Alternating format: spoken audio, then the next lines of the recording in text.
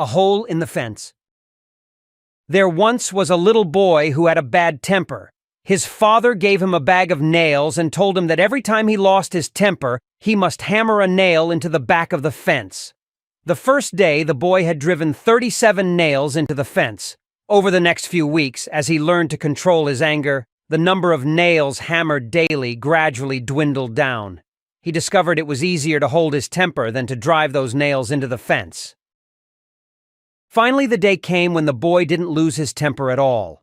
He told his father about it, and the father suggested that the boy now pull out one nail for each day that he was able to hold his temper.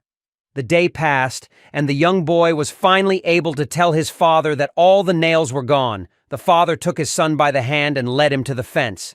He said, "You have done well, my son, but look at the holes in the fence. The fence will never be the same.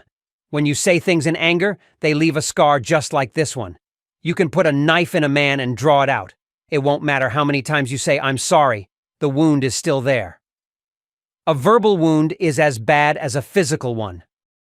Friends and loved ones are a very rare jewel indeed.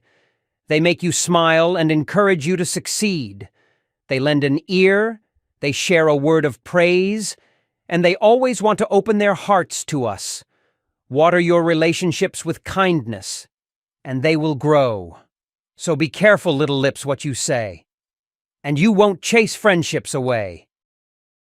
Mentally retarded. A few years ago, at the Seattle Special Olympics, 9 contestants, all physically or mentally disabled, assembled at the starting line for the 100-yard dash. At the gun, they all started out, not exactly in a dash, but with a relish to run the race to the finish and win. All, that is, except one little boy who stumbled on the asphalt, tumbled over a couple of times, and began to cry. The other 8 heard the boy cry. They slowed down and looked back. Then they all turned around and went back. Every one of them. One girl with Down syndrome bent down and kissed him and said, "This will make it better." Then all 9 linked arms and walked together to the finish line. Everyone in the stadium stood and the cheering went on for several minutes. People who were there are still telling the story. When the fox saw her, he became happy. He said to himself, "It seems that she's hurt and can't fly. I can easily catch and eat her." Then he ran towards her. Why? Because deep down we know this one thing. What matters in this life is more than winning for ourselves. What matters in this life is helping others win, even if it means slowing down and changing our course. Dear children, some birds drag one of their wings on the ground when an enemy is going to attack. In this way, they fool their enemies into thinking they are hurt. When the enemy follows them, this gives their children time to escape. The Fox and the Grapes. It was a sunny day and Fox was walking across the fields. Soon he came to a vineyard. As he came nearer, he could see some bunches of juicy grapes. The fox looked carefully around him. He had to make sure that he was safe from the hunters. He decided to steal some before anyone came along.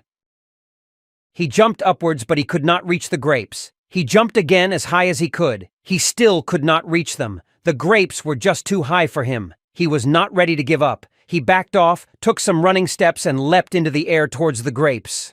Again, he failed to reach them. It was getting dark, and he was getting angry. His legs hurt with all that running and jumping. At last he stopped trying. As he walked away, he said to himself, "I don't really want those grapes. I'm sure they are too sour to eat."